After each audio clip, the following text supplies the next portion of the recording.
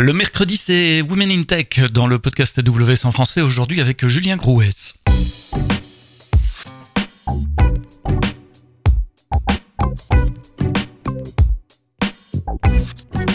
Bonjour, bienvenue dans ce nouvel épisode du podcast AWS en français, une nouvelle série, vous le savez, je l'avais déjà annoncé il y a quelques semaines, une série qui sera présente dans vos outils de balado-diffusion, comme aiment à dire nos collègues québécois, de vos applications de podcast tous les mercredis matins, une semaine sur deux, donc 2 fois par mois. Women in Tech, l'inclusion, la diversité et l'équité. Nous essayerons d'inviter des femmes inspirantes, à la carrière inspirante, pour parler de la place des femmes dans la technologie et pourquoi c'est important de respecter ces règles d'inclusion, de diversité et d'équité. Et pour commencer cette série aujourd'hui, c'est pas une femme, c'est un homme, et ça peut paraître un peu contre-intuitif comme ça, mais Sarah Roy-Larentrie et Nazma Brahmi qui m'aident à préparer cette série de podcasts.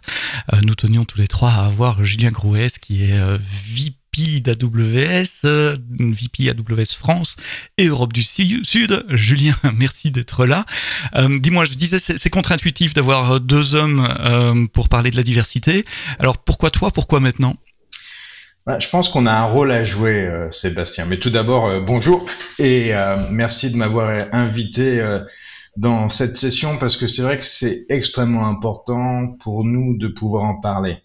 Et je pense que c'est un sujet qui doit être pris par tout le monde et c'est pas un sujet seulement pour les femmes ou seulement pour un groupe quelconque. C'est un sujet sur lequel on doit être tous présents. Moi, je pense que en tant que directeur d'AWS en France, j'ai un rôle à jouer dans la manière dont on peut changer les choses, que ce soit au sein de notre entreprise et puis aussi plus largement dans la société et montrer les fantastiques exemples que nous avons dans AWS, notamment en France. Alors, c'est pas insultant de dire que tu as quelques années d'expérience. Nous, on se connaît depuis 7 ans à peu près. Tu as eu d'autres rôles avant dans la tech.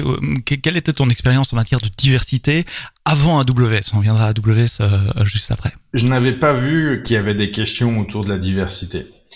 Et j'ai eu en fait beaucoup de chance parce que mes 2 premières expériences professionnelles étaient dans des entreprises qui étaient extrêmement diverses, que ce soit en termes de culture, en termes d'hommes-femmes.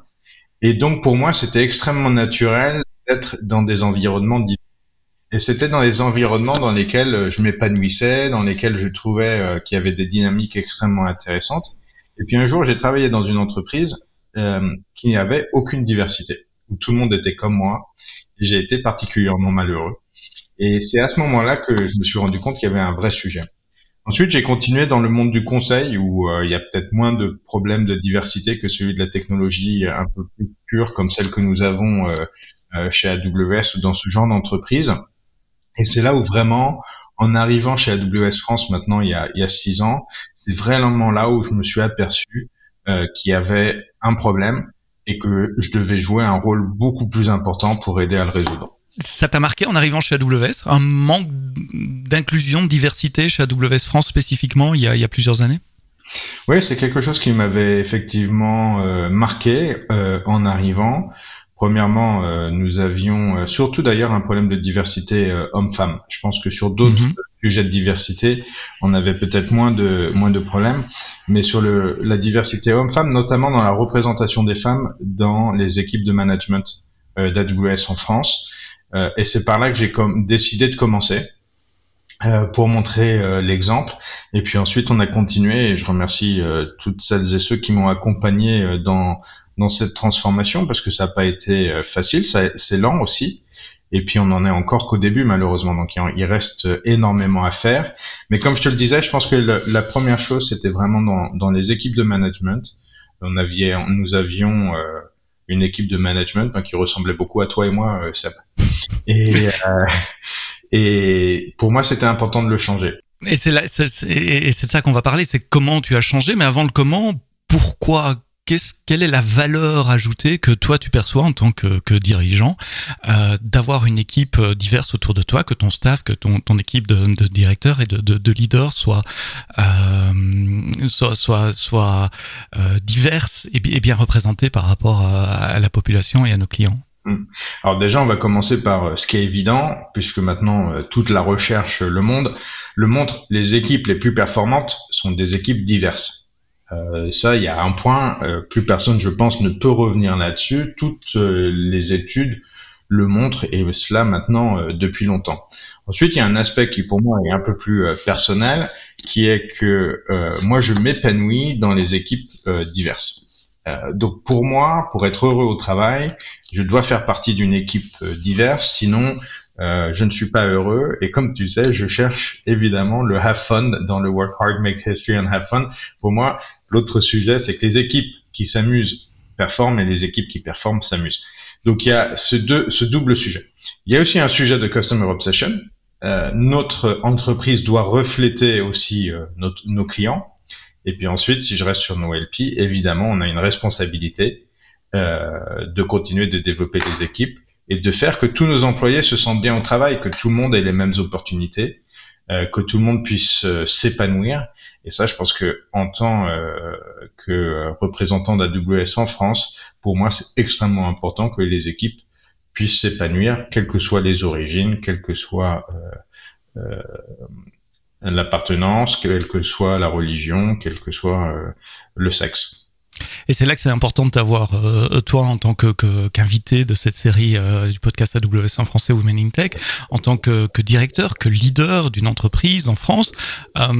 Comment est-ce que tu peux changer les choses? Parce qu'il y a une partie qui est probablement très concrète, avec une liste de tâches et d'actions que tu as prises, mais il y a une partie qui est aussi liée à la mentalité de l'entreprise, de la mentalité des gens.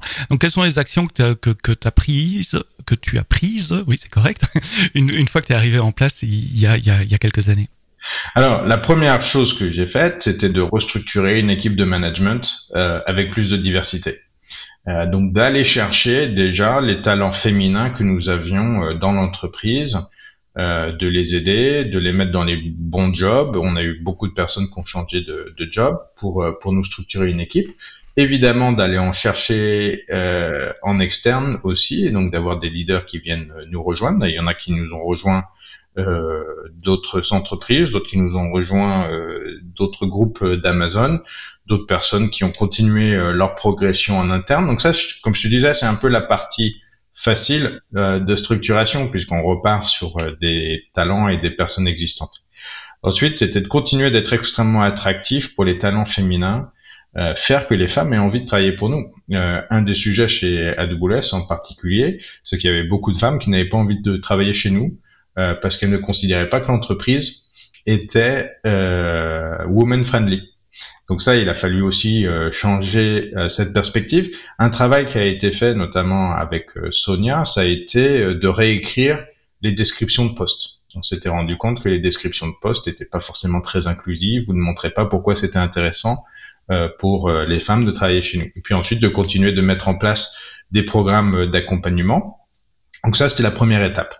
La deuxième, ça a été de continuer de travailler avec les femmes qui travaillent chez nous pour mieux comprendre leurs attentes, mieux comprendre comment on pouvait les accompagner, comment elles voyaient les choses. Et grâce à ça, on a eu de nombreux retours qui nous ont permis d'améliorer un certain nombre de choses et aussi de les accompagner dans leur travail et de travailler aussi avec toutes les équipes de management, que ce soit des hommes ou des femmes, sur des formations autour de l'inclusivité, de casser les stéréotypes, de casser les biais et de s'assurer qu'on travaille là-dessus. Et ça, c'est une des choses dont je pense que je suis le plus heureux de voir maintenant au travail. C'est dans nos réunions, souvent lorsqu'il y a un biais ou un commentaire, celui-ci va être cassé.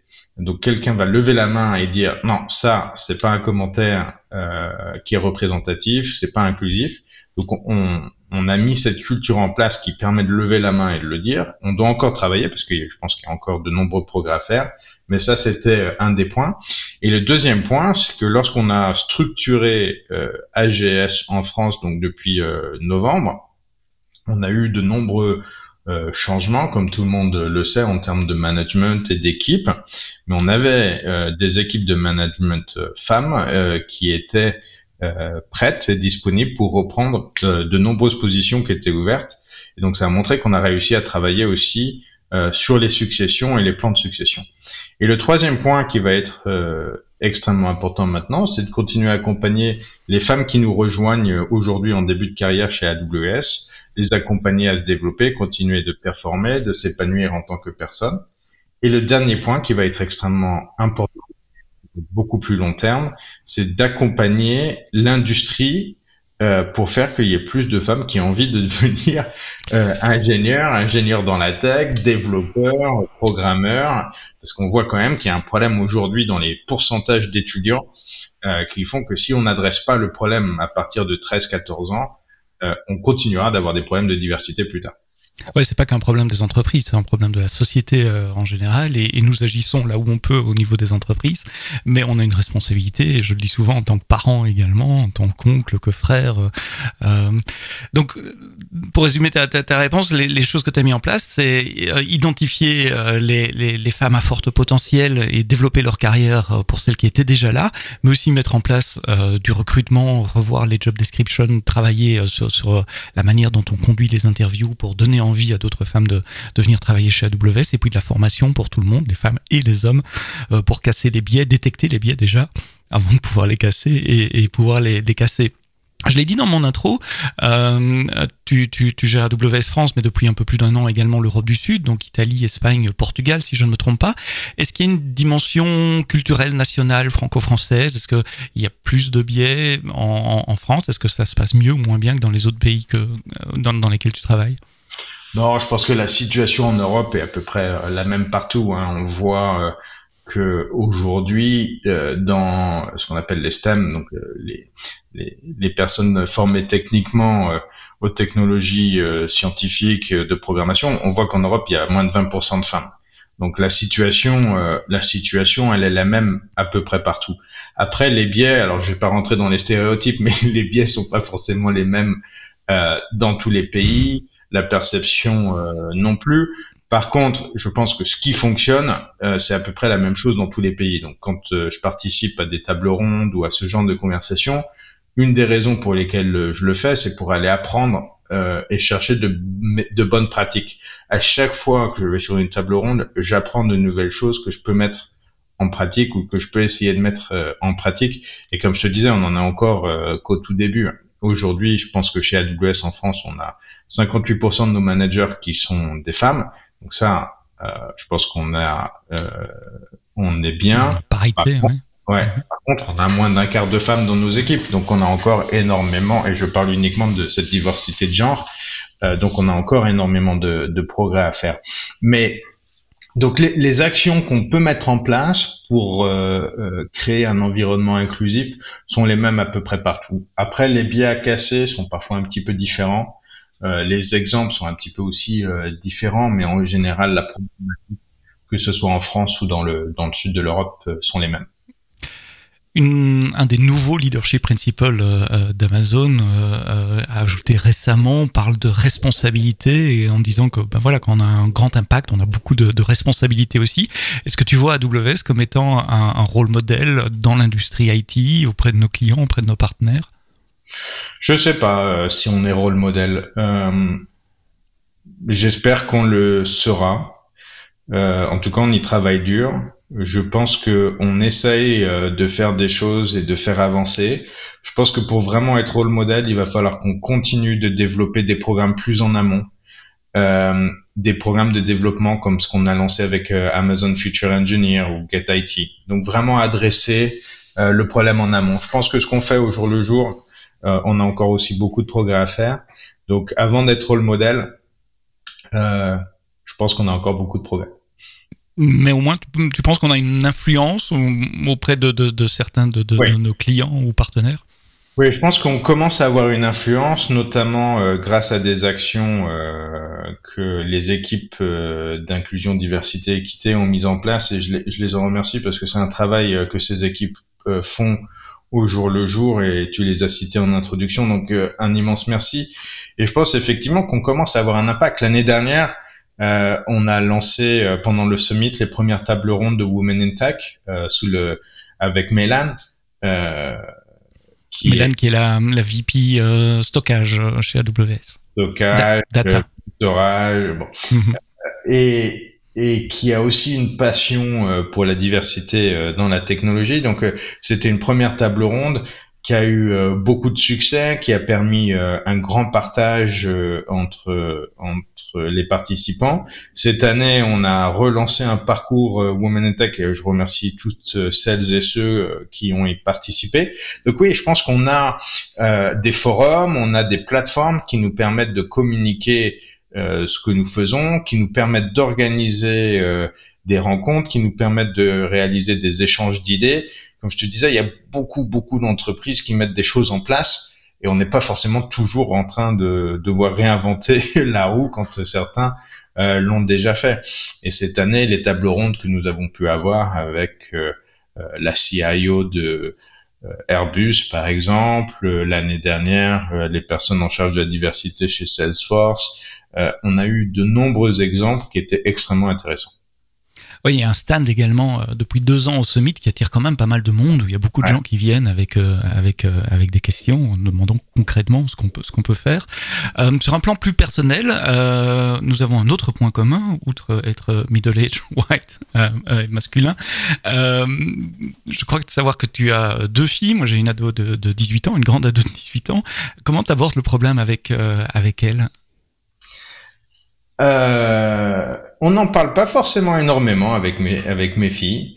Je me souviens quand même d'une fois où une de mes filles était rentrée à la maison et il y avait ma belle-mère qui était là. Et ma fille avait dit qu'elle aimait le foot et qu'elle aimait les maths. Et ma belle-mère lui avait répondu qu'elle aimait les choses de garçon. Et je me souviens, je me suis dit voilà, ça fait 7 ans d'éducation que je vais devoir recommencer. Mais donc ça remontait, mais ça montre comme quoi les biais sont aussi présents dans les familles. Et j'ai effectivement une fille qui a plutôt envie de faire des études d'ingénierie, donc je l'accompagne dans cette direction-là. Et puis notre fille qui a plutôt envie d'aller vers des études de droit. Mais je pense que c'est important effectivement d'accompagner ces enfants dans les voies qu'ils aient envie de prendre en fonction de leurs compétences, en fonction de leur appétence, et de les accompagner. Et c'est vrai que de temps en temps, notamment avec ma fille qui a envie de faire des études plutôt scientifiques, je lui parle du fait que c'est un environnement où aujourd'hui il n'y a pas beaucoup de femmes, mais qu'il faut surtout pas que ça l'empêche ou que ça lui donne des doutes par rapport au fait qu'elle pourra réussir et que si c'est ce qu'elle veut faire, on sera là pour l'accompagner.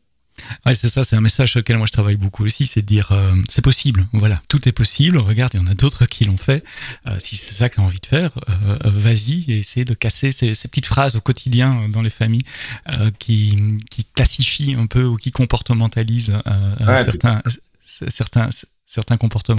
Mais je pense que le rôle des exemples, et c'est pour ça que je remercie, on est vraiment sur le sujet de la diversité homme-femme dans ce call, mais je remercie énormément toutes les femmes chez AWS et en dehors qui sont des exemples. Et c'est pour ça que je remercie celles qui viennent aussi à nos tables rondes pour montrer, pour communiquer, parce que et pour les personnes qui travaillent chez nous, qui sont en début de carrière ou même en milieu, ou même pour les hommes, de montrer ce que les femmes font aujourd'hui, c'est absolument fantastique. Je sais pas si tu te souviens, il y a quelques années, c'était, ça devait être pendant le Covid, je pense, ou juste à la fin du Covid, parce que Tanuja était déjà là. Elle avait organisé pendant un des kick-offs des tables rondes, et il y avait la PDG de Take-Two, qui est une boîte de jeux vidéo, qui était venue parler de ce qu'elle faisait. Et cette PDG avait des cheveux violets. Et je me souviens que il y avait une de mes filles qui était à la maison et je l'avais fait venir pour écouter ce qu'elle disait. Et elle me disait, ah, mais tu peux être patronne avec des cheveux violets. Et donc, mais ça montre le rôle des exemples.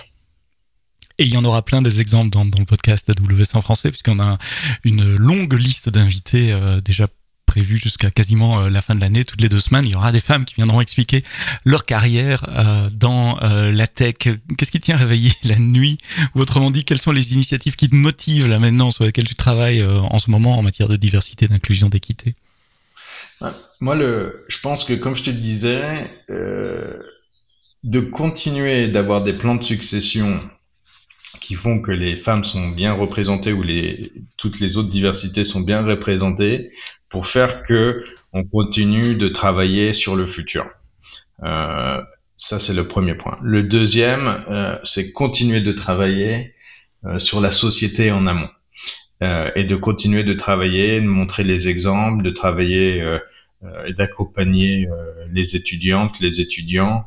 C'est pour ça que j'aime particulièrement des groupes et des initiatives comme Amazon Future Engineer, parce que je pense que ça donne un exemple et ça permet à des jeunes de se développer.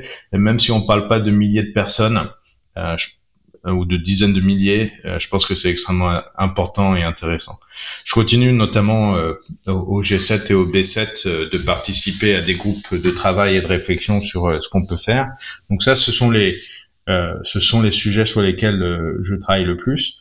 Et je regarde énormément, grâce aux outils que Amazon nous met à disposition, notamment Connexion, mais pas que. Je travaille énormément sur ces sujets-là pour m'assurer que le sentiment de nos employés est positif, que nos employés voient des progrès, et puis surtout de créer une culture où lorsqu'il y a des problèmes, on peut en parler et on peut les adresser et on peut les résoudre, parce que comme je le disais, on a encore énormément à faire. Connexion, pour ceux qui travaillent pas chez AWS ou chez Amazon qui connaissent pas, c'est un outil de feedback, un outil de collecte de données. Tous les matins, quand on ouvre notre laptop, on a une question, on doit répondre, ça prend 5 secondes et les managers reçoivent le résultat de ces données, surtout l'évolution dans le temps par rapport aux questions qui sont posées. C'est un outil extrêmement efficace pour collecter du feedback en continu sur la qualité de l'environnement de travail. J'aime bien terminer cette conversation avec la même question pour tout le monde. Qu'est-ce que les hommes qui nous écoutent peuvent changer dans leur comportement dès aujourd'hui? Qu'est-ce qu'on peut faire concrètement pour aider? Alors la première question, c'est devenez des alliés. C'est quoi un allié? Un allié, c'est quelqu'un qui prend en considération ce qui se passe et qui aide à changer les choses. Il faut absolument aider à transformer les perceptions, travailler d'ailleurs en introspection, comprendre ce qui nous motive et comment changer les choses. Et je pense qu'on a tous un rôle à jouer là-dessus. Donc, un conseil aux hommes, devenez des alliés. Devenez des alliés. Julien Groès dans le podcast AWS en français, un allié certainement de Women in Tech. Et puis dans 2 semaines, on recevra une femme cette fois-ci. On aura Louise Frion de l'Institut Montaigne qui était d'ailleurs présente au Summit AWS Super. En avril cette semaine. Elle était à la table ronde que tu as animée, ouais. Julien. Excellent. Je recommande à tout le monde d'écouter dans 2 semaines. Vous parliez du panel du syndrome de l'imposteur, un panel qui est disponible d'ailleurs en vidéo et je mettrai le lien dans les notes de ce podcast. Julien, merci d'avoir répondu à mes questions. Merci à toi. Et merci d'avoir pris le sujet. À très bientôt pour un prochain épisode du podcast AWS en français. Vendredi, on parlera technologie avec MangoPay et puis donc dans 2 semaines, Louise Frion, je l'ai déjà annoncé. Rendez-vous vendredi. D'ici là, quoi que vous codiez, codez-le bien.